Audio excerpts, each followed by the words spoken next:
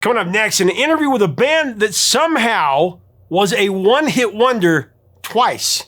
In 1985, they released a song that had a killer hook. It's going to be in your head for days, and that's a good thing. This song blew up the top 10, and then a few years later, the male and female principal of this band was fired, and they were replaced with another duo, and they had a top 10 hit a few years later in 1989, only to break up soon after. Find out what happened and how in the end the original group had the last laugh at a compelling interview next on Professor of Rock. Hey music junkies, Professor of Rock, always here to celebrate the greatest artists and the greatest songs of all time. You know, if you remember all the cool I Want My MTV commercials by heart, you're gonna love this channel. Pure and simple nostalgia every day. I want my MTV. Make sure that you subscribe below right now by clicking the red button and click the box so that you know when our interviews and our videos come out. We also have a Patreon that this is where we host all kinds of exclusive content. We have some really cool stuff coming up, specifically a live event that I'm doing that I want to share with you. Click on the link below for that. And also check out our latest merch below. So it's time for another edition of our show, Bottle Lightning. This is one of my favorite shows we do on here. Yeah, in the past, we've featured many one-hit scorchers. But Bottle Lightning is truly about how a band or an artist created a universal song that rose like a comet.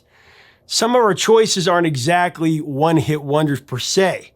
Recently, we've been covering one-album warriors, as I call them, who had an album with 2 or 3 big hits and then they disappeared. I like those. Those are kind of fun to remember those.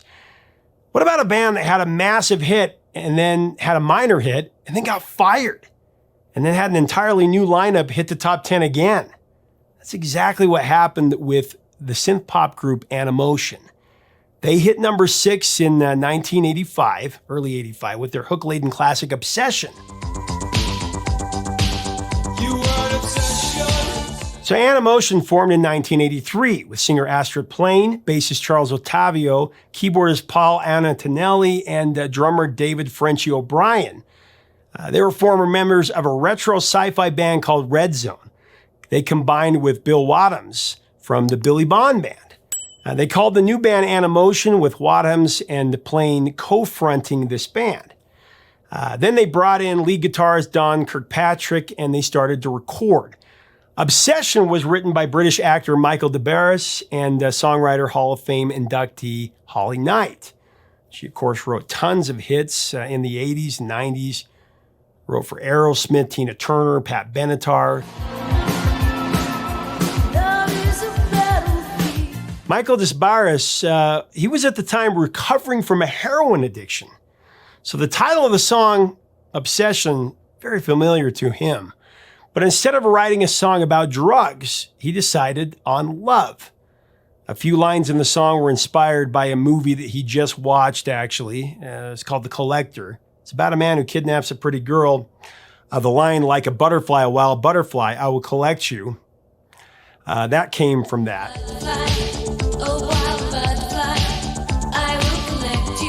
Holly Knight, she came up with the bass rhythm in the song and they were off to the races from there. Now, the two of them actually cut a version of the song first for the movie A Night in Heaven. When Animotion, their version, they took the song to number 6. That was in early 85. Just an irresistible synth line, right? It also went top 5 in the UK and it charted twice on the dance charts. Once in 84 and then again in 86 with I Engineer. Animotion had another hit called Let 'Em Go. That went to number 39. Like I said, another semi-hit called I Engineer, written again by Holly Knight, along with Elton John co-writer Bernie Taupin and Mike Chapman. After that, the band had become massive overseas, especially in Germany. This is when all hell broke loose. Antonelli and O'Brien left, and keyboardist Greg Smith and drummer Jim Blair replaced them. And in the middle of recording their third album, all 3 original members, Ottavio, Plain, and Wadhams, departed, along with Blair. Astrid Plain and Paul Antonelli were a couple by then, and they later married. And they're all pretty much fired from the band, apparently. Wadhams' firing had been in the going for a bit because he was frustrated that the label wouldn't allow him to write his own material, something that he'd done for the long haul. From there, the label hired actress, dancer, singer Cynthia Rhodes, who just had a big role in the 1987 hit film Dirty Dancing. And ironically, they brought in a male counterpart who sounded almost exactly like Cynthia's soon-to-be husband, #1 hit artist, Richard Marx, now ex. A guy named Paul Engelman who was in a band with Holly Knight called Device. It's all kind of related. Sounded just like Richard Marx. So Cynthia Rhodes and Paul Engelman became Animotion Part 2 in '87. They had a #9 hit in '89 with Room to Move, written by the crackshot team of Climby Fisher, along with Dennis Morgan. Everybody needs room to... They went from a new wave synth band to middle-of-the-road pop group, really. The song was used in the Kim Basinger and Dan Aykroyd film that you might remember, My Stepmother is an Alien. I remember seeing that at the theater as a kid. And then just like that, Animotion broke up again. Up next, the original principals of the band, Astrid and Bill Wadhams, tell us the story of an 80s classic, Obsession, and how they picked up the pieces to reform. As we go into this interview, I want to thank our sponsor, Zenni Eyewear. Right now at Zenni, you can choose from over 1,000 pairs of glasses that start at under $7. Very simple. You just go to Zenni.com. You choose your frames, the style, the color, the shape. Then you can try them on virtually to see exactly how you're going to look. And you just put in your prescription, your address, and they deliver them right to your door. You're going to love it. Go to Zenni.com today. Here's Astrid and Bill with the story of Obsession. It's funny because I'll tell you honestly, I did not think it was going to be a hit song. Really? But Astrid, tell them, baby. I knew it from the get-go. Well, I mean, it's not that I'm psychic or anything, but I had a really good feeling about it when I first heard it. And it was played to us in a little office. And I went, oh my God, that is so catchy. And I just already want to hum along to it. This is a sound. It's also a sound that I could imagine us fleshing out and making ours. And I just knew. Well, Holly Knight, of course, wrote it and co-wrote it. She's written a lot of different songs, but in talking about Obsession, I mean, it's got the keyboard part. I mean, even tonight, when you started playing it, people freaked out, right? Right. It just resonated immediately. Everybody stood up. I stood up. I was holding my little 5-year-old. He was jamming to, of course, he's heard it before because I always listen to 80s music, but the dun, dun, dun, dun. Right. And our keyboard player, Greg Smith, he had just got off the Thriller album. And so he came up with that and he had that sound going on with the full-on horns. And that's what kind of made the song, you know, those keyboard parts, which weren't on the original demo. He came in to play on that song, and actually it was the first song that he had played with Animotion. And he just started coming up with all these parts like, yeah, so simple and so great. And then our guitarist, Don Kirkpatrick, came in and they set up the amp and they said, just get a tone while we roll it. So we rolled it and he started playing. And if you listen from the beginning to the end, you hear that in the first verse, he's just playing a little bit, little percussive things. Then he starts to rock out a little bit. Then pretty soon he's shredding and playing big chords and everything. And at the end of that, they said, that's it. Don't even have to do anything else. That's it. It was a one take. Wow. It was a one take thing for Don Kirkpatrick, who now plays with Rod Stewart. Well, and it's also the magic of that song is you guys' voices together. You guys have this, probably why you said it from the stage today, how many of you thought we were together? But you have this, your voices weld together, but they're also very different. It just gives it this unique sound. it's really a weird thing because, I mean, we didn't know each other that well when we started singing together, but having sung together for so long now, we harmonize really well to the point. And sometimes when we've been working on our new album, I really can't tell when I'm singing in unison with him. My voice kind of just disappears because the tone is almost exactly his tone. It's like the same frequency or something. And it's a really crazy little blend. At times, you know, and there's a point when we were working on our record where the producer had my voice in the chorus and he was like, I'm not sure if Astrid should sing in the chorus in this one. And it sounded great, but then when Astrid's voice came on it, I said to our guitarist, I said, Don, you got to admit, that sounds like Animotion.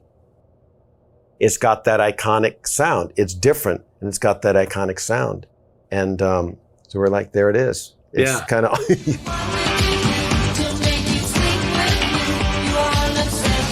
Well, I remember as a 9-year-old kid when it came out, I mean, I grew up in a small town in Idaho. So TV, MTV, was my window to the world. There's nothing else to do in Blackfoot, Idaho. I guarantee you that.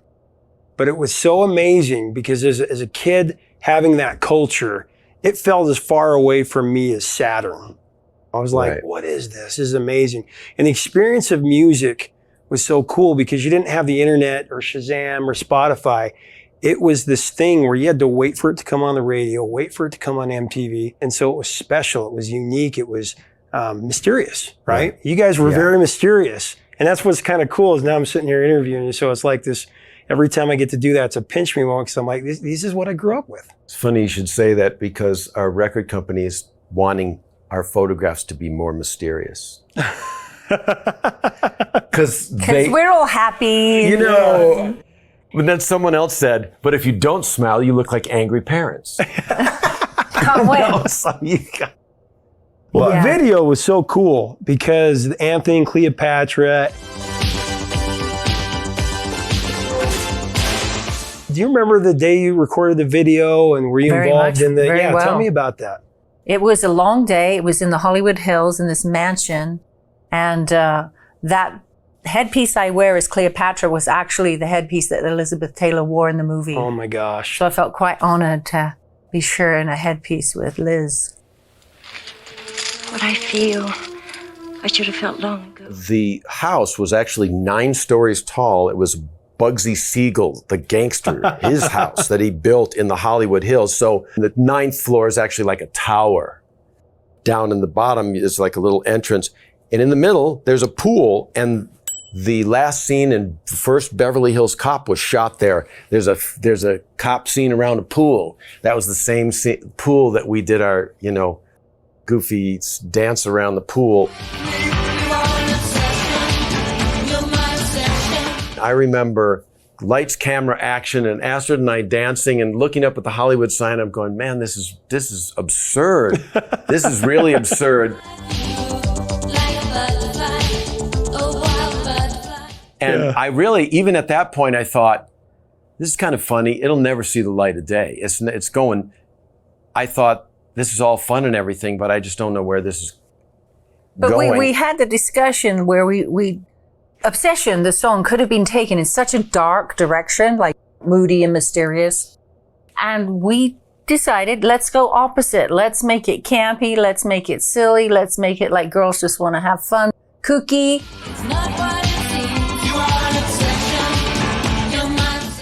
That's kind of really who we are deep down. Actually, to be honest, Astrid, that's where we're kind of different, is that Astrid is exactly how she just described. And I wanted to be more suave, like Sting and Gabriel and those. And I wanted to play at Amnesty. Brian Ferry. I wanted to be invited to Amnesty International because I was a serious guy. Right.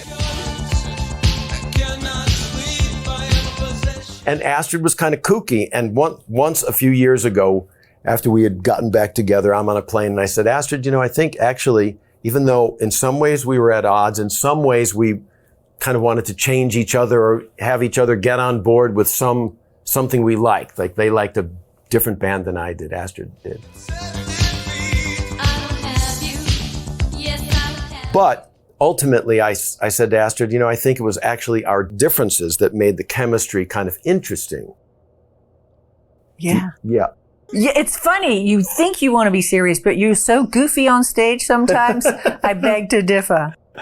It's just how I wanted to. It's who I wanted to be. I'm sorry, I didn't kind of live up to the dream. Right. But it's funny that dreams realized, like being able to record an album, being able to perform to an appreciative audience, to sing somewhere.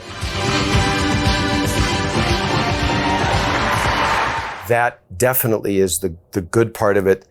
But a lot of us feel like, well, if we should have gone on that Depeche Mode tour in 1986. We were invited to go on the full thing. We didn't, and there were some really valid reasons why we didn't. But it's always like so many steps forward towards a dream, but then at the same time, there's some pain involved in some way.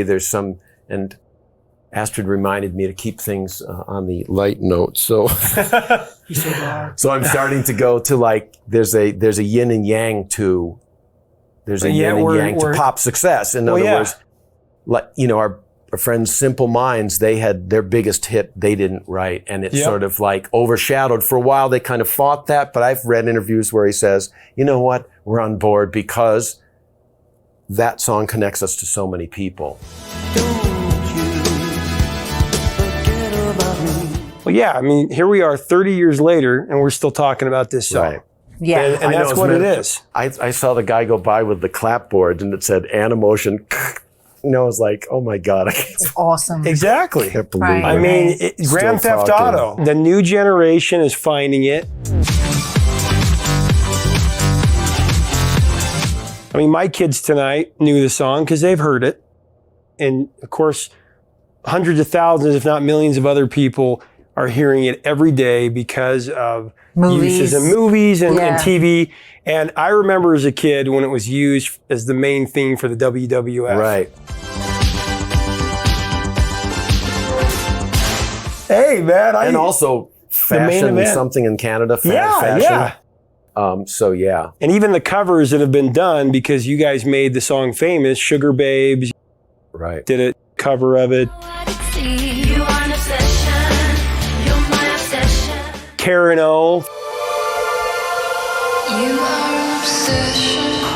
I wanted to mention that there is a young man in Colorado who goes by the name of Joman. Yeah. And Joman took the Grand Theft Auto footage and he did a remix of the song and did a remix of the video too. And he put it online and I liked it so much I contacted him. And then he said, man, if you ever want to collaborate, let me know. And so I had written a song in my home studio and Astrid had sung on it with me. And we're like, we think this is cool, but my production value and sense is not as swift as 2016. You know what I'm saying? So I was like, let me send this. I sent it over to him. He turned it around and it was based on that song and the work with Joman that got us our record deal. And then we found another producer in Chuck Kentis, and we worked with Chuck, who works with Don in Rod Stewart's band. But we wanted to shout out to Joman because he really turned things around for me in terms of production. It needed, of course, and at first, my 19-year-old was listening to stuff that I was doing, and he was like, yeah, that's kind of cool. I sent it over to Joman. He likes Joman a lot. Then he kind of likes my original stuff. So it's like, you don't know. But certainly it got some people excited enough to want to make a record with us, and so that's done. So since Bill and Astrid formed Animotion with key members of the Core in 2001, they've released the 2017 album Raise Your Expectations and are currently touring with other 80s acts in the concert experience known as Los 80s Live. You can actually see them this summer. I'll link to it below. Make sure to leave us a comment about this exceptional 80s classic from Animotion. What are your memories of Obsession and their other hits like I Engineer? I really like that song. What are your memories of 1985? Let us know in the comments. If you enjoyed this video, make sure to subscribe below so that you never miss out on our daily dose of nostalgia through interview and through story. And make sure to look us up on Patreon. Help us keep the music alive. That is the idea always. Until next time, 3 chords and the truth, my friends. Talk to you soon.